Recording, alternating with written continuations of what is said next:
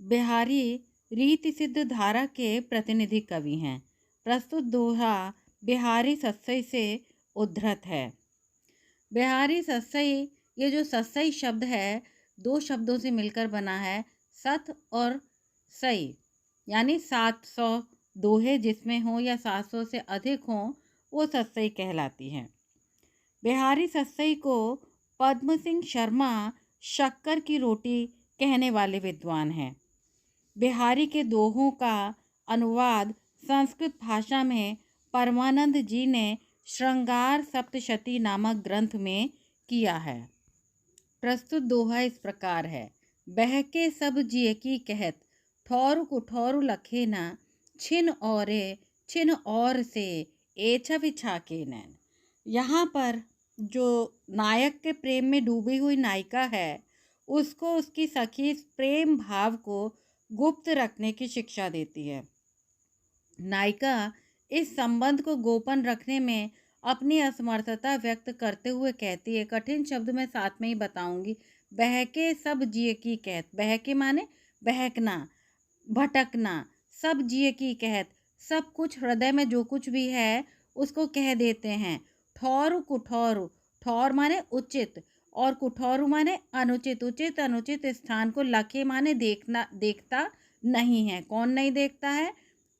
ए छवि छा के नैन, वो नायक की छवि में अनुरक्त जो नेत्र हैं, तृप्त जो नेत्र हैं, वो उस नायक के सौंदर्य, उसके प्रति उसके आकर्षण को व्यक्त करने के लिए कुछ भी नहीं देखते हैं, कोई स्थान नहीं देखते हैं।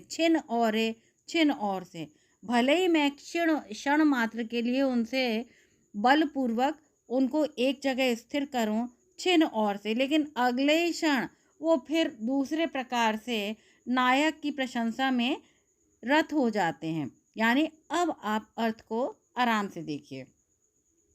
नायिका की जो सखी है वो नायक के सौंदर्य से अभिभूत हुई नायिका को समझा रही है कि बहके सब जी कि तुम अपने इस प्रेम संबंध को ए छवि छा के नैन, तुम्हारे नेत्र जो प्रियतम के प्रेम संबंधों से तृप्त हो गए हैं उनको तुम इस बात को छिपा के रखो। बहके सब जिए की कहत, लेकिन वो नायिका कह रही है कि मेरे नेत्र मेरे वश में नहीं हैं, वो बहक रहे हैं, भटक रहे हैं, मेरे हृदय की सारी बातों को कह रहे हैं। ठौर कुठौर लखेना, ना वो स्थान देख रहे हैं, उचित स्थान देख रहे हैं, ना अनुचित स्थान देख रहे हैं, हर स्थान पर वो मेरे हृदय में छिपे हुए प्रेम को अभिव्यक्त कर रहे हैं। नायक के अपरूप सौंदर्य से अभिभूत हुई नायिका कहती है, छिन और ये जो मेरे नेत्र हैं मेरे वश में नहीं हैं, ये एक क्षण में कुछ और दिखाने लगते हैं, छिन और से, और दूसरे क्षण वो कुछ और अभिव्यक्त करने लगते हैं। अर्थात मैं अपने हृदय में चाहूँ तो भी अपने प्रियतम के प्रेम को गोपन नहीं रख पा रही हूँ, उसको मेरे नेत्र अभिव्यक्ति प्रदान कर रहे हैं। यहाँ पर पुरुष सौंदर्य का वर्णन किया है और अलंकार 6 का अनुप्रास छवि छाके में भेदातिशोक्ति छिन और में भावसाम्य में हम कह सकते हैं कि कबीरदास जी ने प्रेम की उपमा रुई में लिपटी हुई अग्नि से दी है। यानी आग को प्रकट होने में समय नहीं लगता, इसी प्रकार प्रेम भाव छिपाने से नहीं छिपता है। कहत कबीरा क्यों दुरै रुई लपेटी आग। इस प्रकार यहाँ पर सब सर्वत्र स्त्री सौंदर्य का वर्णन है। यहाँ पर बिहारी ने पुरुष सौंदर्य का वर्णन भी किया है जो कि श्लाघनीय है, प्रशंसनीय है।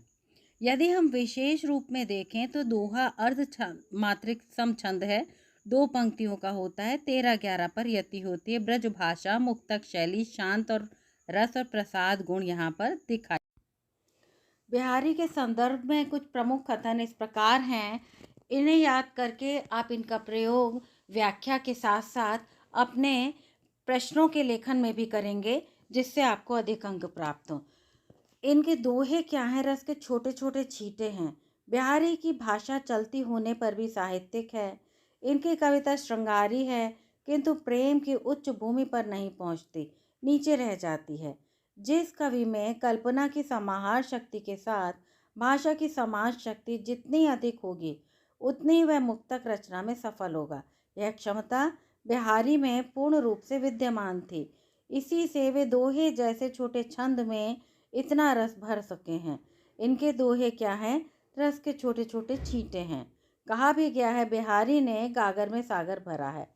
यहाँ भी शुक्ल ने उनकी भाषा के विषय में एक कथन स्पष्ट किया है और राधाचरण गोस्वामी का यह कथन बहुत प्रसिद्ध है। यदि सूर सूर तुलसी ससी उद्गन केशव दास हैं, तो बिहारी पीयूषवर्ती मेघ हैं। रीतिकाल के सबसे अधिक लोकप्रिय कवि बिहारी हैं, हजारी प्रसाद द्विवेदी ने कहा है। बिहारी सत्सई रामचरितमानस के बाद सबसे अधिक प्रचारित कृति है। इस प्रकार हम कह सकते हैं कि बिहारी की भाषा के संदर्भ में ये कथन आपके अवश्य काम आएंगे।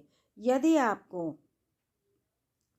मेरे द्वारा भाव साम्य के रूप में हम ये कहेंगे कि उज्जवल वरदान चेतना का सौंदर्य जिसे सब कहते हैं, जिसमें अनंत अभिलाषा के सपने सब जगते रहते हैं। प्रसाद की पंक्तियां हैं, हम केवल शारीरिक सौंदर्य का वर्णन नहीं करेंगे, आत्मिक सौंदर्य का भी वर्णन करेंगे।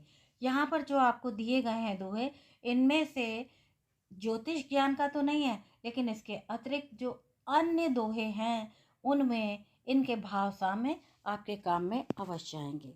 यदि आपको मेरे द्वारा पढ़ाया गया यह दोहा थोड़ा भी अच्छा लगा हो, तो कृपया चैनल को सब्सक्राइब अवश्य करें। आपका बहुत बहुत आभार। धन्यवाद।